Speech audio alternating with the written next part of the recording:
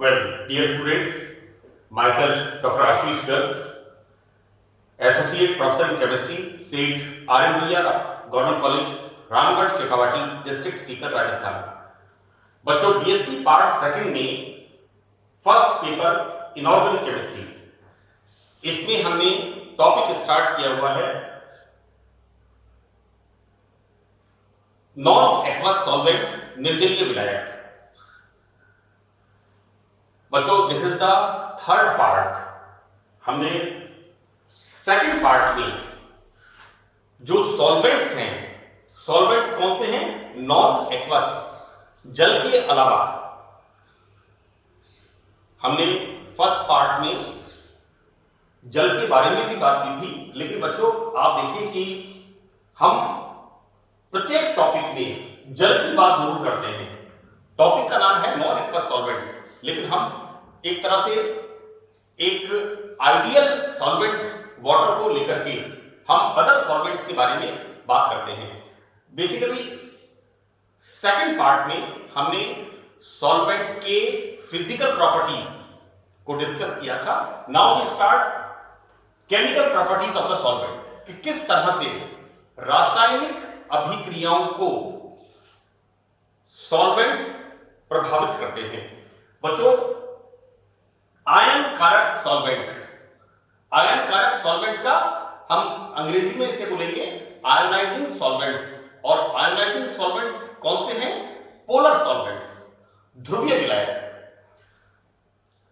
तो बच्चों, यहां पर जो आयोनाइजिंग सॉल्वेंट्स हैं, ये रासायनिक अभिक्रियाएं जब ऐसे विलायकों में होती हैं जो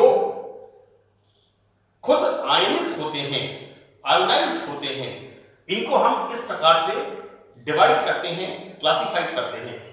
बच्चों, यहां पर फर्स्ट, इसके अंदर यहां पर हम जब chemical properties of the solvent, विलायकों के रासायनिक गुण, कि किस तरह से सॉल्यूट विलायकों के अंदर व्यवहार करता है, और जो सॉल्यूट है, जो विलेय है, उसको किस प्रकार सॉल्वेंट प्रभावित करता है, यहां पर हम देखेंगे। तो यहां पर बच्चों फर्स्ट इसके अंदर हम देखते हैं कि विलायकों के अंदर अम्ल क्षार अभिक्रिया है।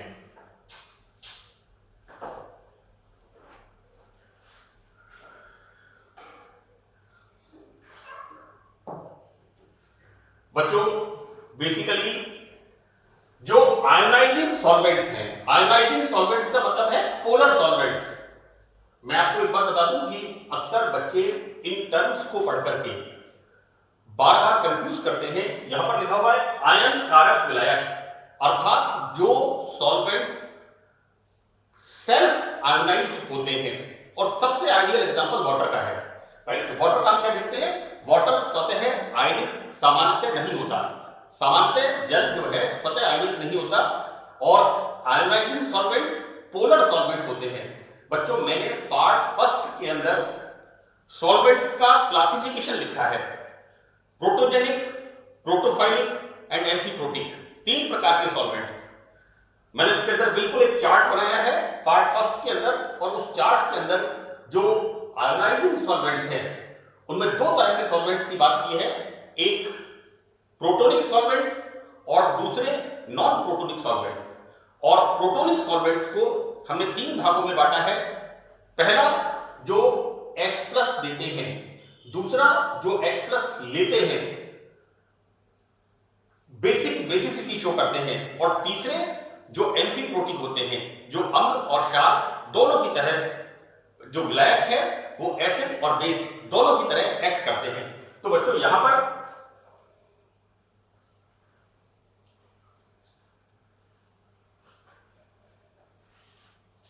क्या देखते हैं कि अम्ल क्षार विलायक। तो बच्चों, आयोनाइजिंग सॉल्वेंट द्विध्रुवीय पदार्थ है। बिल्कुल, कोई सॉल्वेंट जिसका आयोनाइजेशन होता है वो डाइपोलर होता है, इट्स ए द्विध्रुवीय डाइपोलर पदार्थ है। और ये बहुत कम स्वतः आयनित होते हैं। राइट। मैं बच्चों देखिए कुछ एग्जांपल मैंने लिखे हैं कि कुछ आयन कारक विलायकों के स्वतः आयनन निम्न प्रकार से होता है, राइट। पहली बात तो जो डाइपोलर सॉल्वेंट्स हैं वो सेल्फ आयनाइज्ड बहुत कम होते हैं, लेकिन अगर ये आयनित होते हैं तो निम्न प्रकार से। बच्चों देखिए वाटर मॉलिक्यूल अगर ऑटो आयनाइज्ड होता है then formation of hydroxonium and formation of hydroxide ion, right. Second ammonia is the liquid ammonia. हम बात कर रहे हैं नॉन एक्वस सॉल्वेंट्स की, और यहां पर लिक्विड अमोनिया एक पार्ट बनाता है अमोनियम और दूसरा बनाता है एमाइड, राइट। देखो बच्चों यहां पर एक बात और बतानी है कि जब हम नॉन एक्वस सॉल्वेंट्स की बात करते हैं तो नॉन एक्वस सॉल्वेंट्स पूरी तरह से एसिड और बेसिस के ऊपर डिपेंडेंट है। हमने जो एसिड और बेसिस के अंदर थ्योरीज पढ़ी हैं, एक पढ़ा है हमने सबसे पहले आरएनएस का सिद्धांत। मैं बार बार इनकी कंसेप्ट को रिपीट नहीं करूंगा। आप नॉन एक्वस सॉल्वेंट्स पढ़ने से पहले अच्छी तरह से एसिड बेस को आप पढ़ लीजिए। मैंने एसिड बेस जो चैप्टर है, यूनिट है, उसके टोटल 10 पार्ट्स 1 to 10 लेक्चर्स मैंने इस लिंक के ऊपर डाले हैं, और उसके अंदर हमने Arrhenius theory number 1, number 2 Bronsted and Lowry concept, number 3 solvent system concept that is KDNLC। मैंने नाम लिखा है इसका बच्चों यहां पर। हर जगह पर हम देखेंगे कि नॉन एक्वस सॉल्वेंट्स के अंदर जो हमने थ्योरीज एसिड और बेसिस के लिए पढ़ी है उनका इन्वॉल्वमेंट हो रहा है, राइट। यहां पर देखो क्या देखते हैं कि यहां पर अमोनिया अगर ऑटो आयनाइज्ड होता है, स्वतः आयनित होता है, तो दो तरह के आयन फॉर्म करता है। एक फॉर्म करता है अमोनियम और दूसरा फॉर्म करता है एमाइड, राइट। तीसरा बच्चों यहां पर है ट्राइफ्लोरोब्रोमाइड। इसका जब ऑटो आयनाइजेशन होता है तो ये बनाता है BrF2 plus BrF minus, right. यहां पर बच्चों अब देखो यहां पर हम क्या कह रहे हैं, जो हमने सॉल्वेंट सिस्टम कॉन्सेप्ट पढ़ा है, और सॉल्वेंट सिस्टम कॉन्सेप्ट में KDNLC मैंने दो साइंटिस्ट का नाम लिया था एसिड एंड बेसिस के अंदर। This is the third concept, no this is the fourth concept. KDNLC जो मैंने एसिड एंड बेसिस पे पढ़ाया था, fourth concept. First concept Arrhenius theory, second concept Bronsted and Lowry theory, and the third concept Luxter theory, and the fourth concept is the KDNLC ने दिया था solvent system concept, and the fifth one is the Lewis acid concept. मैं ये पांचों concept मैंने बताए हैं। तो बच्चों यहां पर हम देखते क्या है, तीसरा एसिटिक एसिड। ये बच्चों एग्जांपल्स मैं एक बार फिर बता रहा हूं आपको, आप इनको इनके आयोनाइजेशन को एसिड एंड बेसिस के अंदर आप जरूर देखें। तो बच्चों यहां पर एसिटिक एसिड भी ऑटो आयनाइज्ड होता है, लेकिन it depends on the conditions कि किस तरह के हम सॉल्यूट के अंदर या किस तरह के रिएक्टेंट के साथ इसकी हम रिएक्शन कराते हैं। तो बच्चों यहां पर एसिटिक एसिड दो तरह के आयन, राइट, CH3COOH2 प्लस और CH3CO माइनस, राइट। इस तरह से यहां पर ये आयनाइज्ड होता है। ये जो बात की है KDNLC सॉल्वेंट सिस्टम कॉन्सेप्ट जिन्होंने दिया था, और सॉल्वेंट सिस्टम कॉन्सेप्ट का जो बेसिस था वो आधार ये था कि अगर धनायनों की संख्या बढ़ती है, सॉल्वेंट सिस्टम कॉन्सेप्ट में किसी प्रकार के H+ और OH- की बात नहीं कही गई। वहां पर यह कहा गया कि अगर धनायनों की संख्या बढ़ती है तो वो एसिडिक है, और अगर ऋणायनों की संख्या बढ़ती है सॉल्यूशन के अंदर तो वो बेसिक है, राइट। देखो बेटा आरएनएस थ्योरी के अंदर ये माना गया था कि H+ एसिड, यानी अगर एक्वस सॉल्वेंट के अंदर कोई पदार्थ H+ आयन देता है तो वो एसिडिक है, और कोई पदार्थ OH- देता है तो वो बेसिक है। ब्रॉन्स्टन एंड लॉरी थ्योरी में दोनों बातें कही गई कि वाटर इज द सॉल्वेंट और वहां पर अगर H प्लस आयन होते हैं तो एसिड है, OH माइनस होते हैं तो एसिड है। लेकिन ब्रॉन्स्टन लॉरी कॉन्सेप्ट के अंदर अगर कोई पदार्थ बिना वाटर सॉल्वेंट के भी आयनिक होता है और अगर H प्लस देता है तो वो एसिड है और OH माइनस देता है तो वो बेस है। ब्रॉन्स्टन एंड लॉरी कॉन्सेप्ट के अंदर वाटर की जल को प्राथमिकता नहीं दी गई और यह माना गया कि अगर कोई यौगिक बिना जल के किसी अदर सॉल्वेंट में भी या ऑटो आयनाइज्ड होकर के H प्लस देता है, ब्रॉन्स्टन लॉरी कॉन्सेप्ट में अगर कोई यौगिक सेल्फ आयनाइज्ड होता है और H प्लस देता है तो वो एसिड है और OH माइनस देता है तो बेस है। थर्ड कॉन्सेप्ट के अंदर that is lux flood concept, उसमें ये माना था कि अगर ऑक्साइड आयन देता है तो वो एसिड है और ऑक्साइड आयन लेता है तो वो बेस है। यहां पर बच्चों फोर्थ कॉन्सेप्ट KDA-Delphi, हम इसकी बात यहां पर करेंगे। मैंने अभी तक ये जो मैं आपसे बात कर रहा हूं कि एसिड बेस के अंदर हम जो बात कर रहे हैं बच्चों, तो इसको यहां पर पूरी तरह से ये non aqueous solvent acid base के जो कंसेप्ट हैं उनके ऊपर बेस्ड है। तो सबसे पहले बच्चों आप एक बार एसिड एंड बेस को आप जरूर पढ़ें क्योंकि ये दोनों यूनिट्स एक दूसरे के ऊपर डिपेंडेंट है।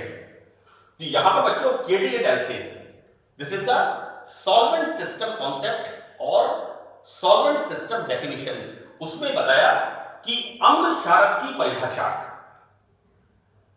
सॉल्वेंट सिस्टम डेफिनेशन से एक अम्ल वह पदार्थ है जो विलायक से प्राप्त धनायनों की सांद्रता बढ़ाता है, राइट। तो सॉल्वेंट सिस्टम कॉन्सेप्ट में एसिड कौन सा हुआ जो सॉल्वेंट के अंदर कैटायंस की संख्या बढ़ाता है।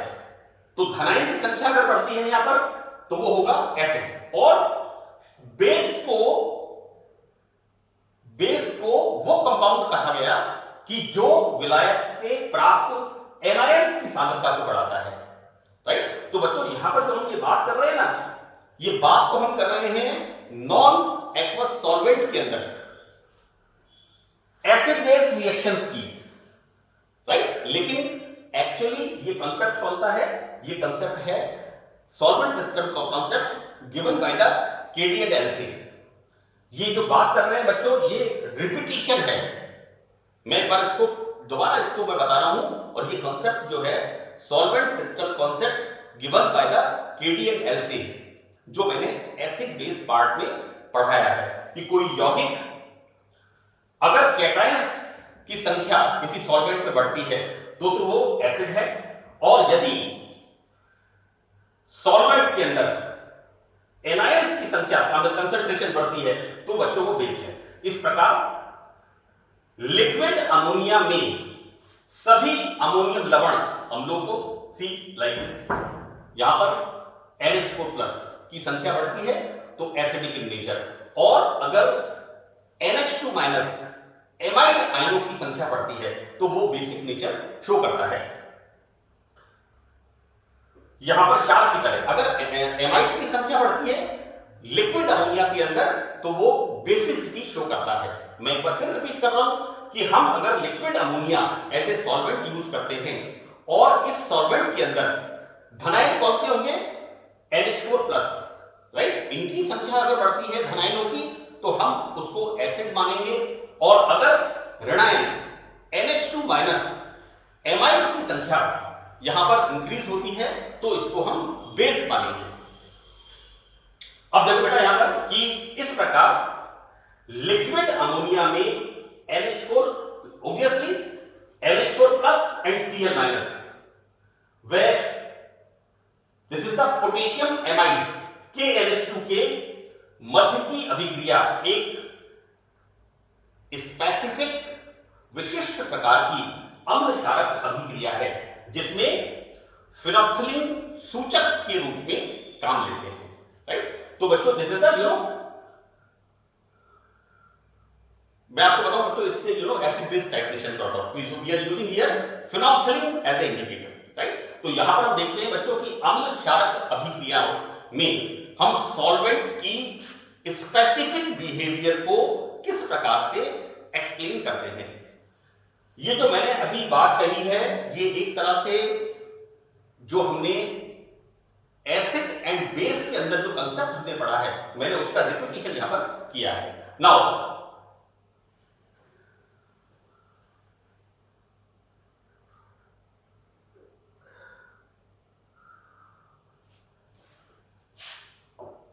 ये बेटा मैंने यहां पर इसमें NH4Cl एंड पोटेशियम एमाइड इसका मैंने रिएक्शन बताया है, और इसको किस तरह से formation of KCl and formation by the cation and anion, this is the ammonium and amide, right. देखो बेटा ये वाला क्या हो रहा है, दिस इज द न्यूट्रलाइजेशन अभिक्रिया, उदासीनीकरण अभिक्रिया, and formation of solvent liquid ammonia. जो न्यूट्रलाइजेशन रिएक्शन है, आरएनएस कांसेप्ट में क्या बोला था कि H+ और OH- मिलकर के सॉल्वेंट का मॉलिक्यूल H2O बनाते हैं, this is the neutralisation reaction, and the same way we explain in the Bronsted and Lowry concept. Now second point हम इसके अंदर देखते हैं कि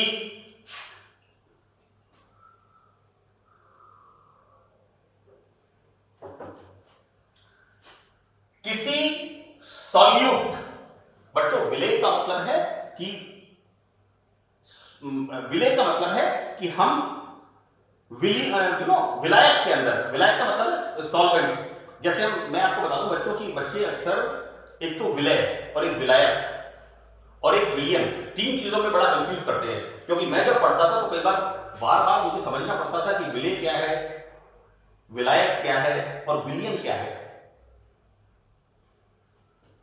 बच्चों मैं एक छोटी सी बात आपको बता दूं कि जैसे हम NaCl का सॉल्यूशन जल में बनाते हैं, इस एग्जांपल का इससे कोई लेना देना नहीं है, मैं यहां पर तीन चीजें आपको बता रहा हूं। एक तो है सॉल्यूट, सॉल्यूट का मतलब है विलेय, विलेय का मतलब है NaCl। फॉर एग्जांपल इस एग्जांपल का यहां पर लेना देना नहीं है, लेकिन मैं यहां पर तीन टर्म हैं, एक तो है विलेय, एक है विलियन और एक है विलायक, राइट। बच्चों विलेय NaCl, solute, number 2 solvent water जिसके अंदर हम इसको डिसॉल्व करते हैं, और नंबर 3 जब NaCl विलियन के अंदर, सॉरी विलायक के अंदर, विलायक इज द वाटर, NaCl जब जल के अंदर, विलायक के अंदर, सॉल्वेंट के अंदर डिसॉल्व हो जाता है तो वो कहलाता है विलियन। तो तीन टर्म हो गई, एक तो विलय, राइट, एक विलायक, विलय NaCl, विलायक वाटर, एंड तीसरा विलियन, विलियन हो गया जिसमें हमने NaCl को घोल करके सॉल्यूशन बनाया है। तो तीन टर्म हो गई, विलय, विलायक और विलियन। इनको आप थोड़ा डिफरेंशिएट करके पढ़िए, क्योंकि बुक्स के अंदर कई जगह मैंने देखा है जब हम कंसेप्ट पढ़ना शुरू करते हैं तो कंसेप्ट के अंदर विलय की जगह विलायक लिख दिया, विलायक की जगह विलियन लिख दिया, तो वो समझ में कई बार नहीं आता। इसलिए आप इस बात का ध्यान रखें कि विलय का मतलब है वो सॉलिड कंपाउंड या वो पदार्थ जिसका हम सॉल्यूशन बना रहे हैं, विलियन बना रहे हैं, और विलायक वो है जिसके अंदर हम सॉल्यूट को, विलय को घोलते हैं, डिसॉल्व करते हैं।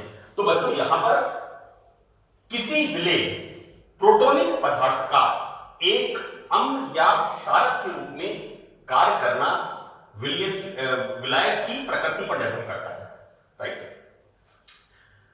यहां पर मैंने ये एग्जांपल दिया है यहां पर एसिटिक एसिड का, और ये एग्जांपल बच्चों हमने बहुत प्रोमिनेंटली एसिड एंड बेसिस के अंदर पढ़ा है। ये लाइन जो कही है कि कोई सॉल्यूट जिसका हम सॉल्यूशन बनाते हैं विलायक के अंदर, सॉल्वेंट के अंदर, किसी सॉल्यूट का, विलय का किसी सॉल्वेंट के अंदर, है ना, विलायक के अंदर विलियन बनाते हैं,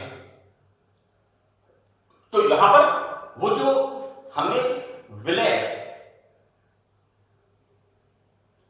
जो सॉल्यूट को सॉल्वेंट के अंदर डाला है तो सॉल्वेंट के नेचर पर सॉल्वेंट की सॉल्यूट की राइट सॉल्यूट की एसिडिटी और बेसिसिटी डिपेंड करती है।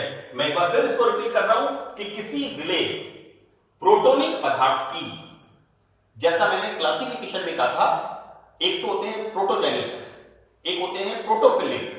तो प्रोटोजेनिक कौन से होते हैं? जो H+ देते हैं। बच्चों लेक्चर का फर्स्ट पार्ट जिसमें मैंने चार्ट बनाया है कि आयोनाइजिंग सॉल्वेंट्स जो आयनिक होते हैं, और ये आयनिक होने वाले सॉल्वेंट्स हैं प्रोटोजेनिक, प्रोटोफिलिक जो प्रोटॉन लेते हैं बेसिक इन नेचर, प्रोटोजेनिक जो प्रोटॉन देते हैं acidic in nature, and the third one is the उभयधर्मी विलायक, एम्फोटेरिक जो प्रकृति के अनुसार अम्लीय और क्षारीय व्यवहार दर्शाते हैं, like water is the universal solvent. तो बच्चों यहां पर विलेय प्रोटोनिक पदार्थ का एक अम्ल या क्षारक के रूप में कार्य करना विलायक सॉल्वेंट की प्रकृति पर निर्भर करता है। यदि विलेय पदार्थ की प्रोटॉन देने की प्रवृत्ति विलायक की अपेक्षा अधिक है तो वो पदार्थ एसिड की तरह बर्ताव करता है, राइट। वो हम ऑब्वियसली अगर H+ दे रहा है, प्रोटॉन दे रहा है, तो यहां पर वो एसिड की तरह बिहेव करता है। लेकिन यदि विलायक की प्रोटॉन देने की प्रवृत्ति ज्यादा है तो विलेय पदार्थ क्षारक की तरह बर्ताव करता है, राइट। बच्चों वापस हम एसिड बेस कंसेप्ट की तरफ आ जाते हैं, राइट। अब यहां देखते हैं कि लेकिन यदि विलायक की प्रवृत्ति प्रोटॉन देने की ज्यादा है तो विलेय पदार्थ एक क्षारक की भांति आचरण करता है। उदाहरण के लिए हम एग्जांपल लेते हैं बच्चों हाइड्रोजन फ्लोराइड का, राइट। यहां पर हाइड्रोजन फ्लोराइड देखो दो चीजें हैं और यहां पर हमने दो अलग अलग सॉल्वेंट लिए हैं। पहले वाले में जल लिया है और दूसरे वाले के अंदर परक्लोरिक एसिड, राइट। मैं एक एग्जांपल से बताता हूं आपको। Perchloric acid, right. मैंने एसिड बेस कंसेप्ट में परक्लोरिक एसिड की रिएक्शन सल्फ्यूरिक एसिड के साथ, और हम देखते क्या है कि सल्फ्यूरिक एसिड के अंदर जब हम परक्लोरिक एसिड मिक्स करते हैं तो परक्लोरिक एसिड एक एसिड की तरह एक्ट करता है और सल्फ्यूरिक एसिड एक बेस की तरह एक्ट करता है। वहां बनता है H3SO4 minus, exactly H3SO4 minus, H3SO4 plus, sorry H2SO4 जब H+ लेगा तो राइट क्या बनेगा? H2SO4 प्लस फॉर्मेशन होगा, H3SO4 प्लस फॉर्मेशन होगा। फिर मैं एक बार रिपीट कर रहा हूं उसको कि H2SO4 में जब हम HClO4 परक्लोरिक एसिड मिक्स करते हैं तो क्या होता है? H2SO4 परक्लोरिक एसिड से प्रोटॉन लेता है। ये एग्जांपल मैं एसिड बेस का बता रहा हूं जो है ना। तो परक्लोरिक एसिड से H+ आयन H2SO4 लेता है और वो वहां पर बनाता है H3SO4 प्लस, राइट। यानी परक्लोरिक एसिड के साथ H2SO4 एक बेस की तरह व्यवहार करता है। तो बच्चों यहां पर विलायक की प्रोटॉन देने की प्रवृत्ति ज्यादा है तो विलेय पदार्थ क्षारक की भांति आचरण करता है। फॉर एग्जांपल हाइड्रोजन फ्लोराइड जलीय माध्यम में एक अम्ल है लेकिन परक्लोरिक एसिड में हम देखें बच्चों यहां पर एक ये बेस की तरह हाइड्रोजन फ्लोराइड परक्लोरिक एसिड के अंदर एक क्षार की तरह काम करता है। तो बच्चों यहां पर HF when we dissolve in the acid, तो यहां पर बच्चों ये प्रोटॉन देता है और प्रोटॉन देता है यानी जल के अंदर धनायन की प्रवृत्ति बढ़ती है और धनायन की प्रवृत्ति बढ़ती है तो दिस इज द कांसेप्ट कैडियल से कि धनायन की संख्या बढ़ती है, इसका मतलब एसिडिक इन नेचर। तो यहां पर बच्चों ये this will act as a acid. लेकिन हाइड्रोजन फ्लोराइड जब परक्लोरिक एसिड के साथ हम डिसॉल्व करते हैं तो यहां पर बच्चों formation of HF+ and you know it will act as a base so that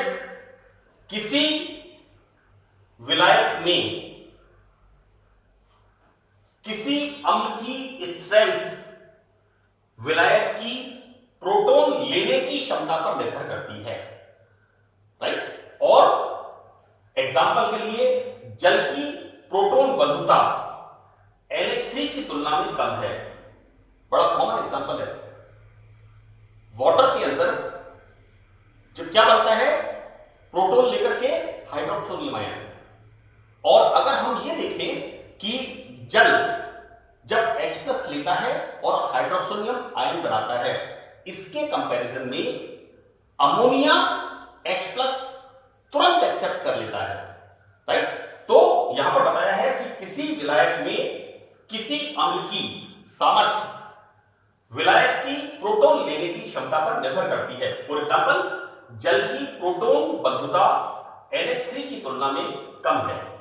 बिल्कुल ठीक है, क्योंकि NH3 तुरंत प्रोटॉन लेके NH4+ बना लेता है, राइट, और बेसिसिटी शो करता है। लेकिन जल भी हाइड्रोक्सोनियम आयन बनाता है, लेकिन इन कंपैरिजन टू NH3 ये स्लो बनता है, कम मात्रा में बनता है। अतः एसिडिक अम्ल जो जल में वीक एसिड है, हम वाटर के अंदर जब एसिटिक एसिड का हम इलेक्ट्रोलाइसिस करते हैं तो क्या देखते हैं कि acetic acid is the weaker acid, while in NH3 acetic acid is a strong acid, क्योंकि यहां पर एसिटिक एसिड तुरंत NH3 को H+ दे देता है, और जितनी जल्दी देगा उतना प्रबल अम्ल होगा। तो हम क्या देखते हैं कि एक ही कंपाउंड सॉल्वेंट बदलने पर किस तरह से दुर्बल अम्ल से प्रबल अम्ल हो जाता है, राइट। तो बच्चों, इसका नेक्स्ट प्रॉपर्टी, मैंने अब तक केमिकल रिएक्शंस में अम्ल और क्षार की रासायनिक अभिक्रियाएं, रासायनिक गुण में अम्ल क्षार की अभिक्रियाएं, बच्चों दो प्रॉपर्टीज को मैंने यहां पर डिस्कस किया है, और तीसरी प्रॉपर्टी को मैं पार्ट 4 के अंदर डिस्कस करूंगा। और एक बार मैं फिर आपको बताऊंगा कि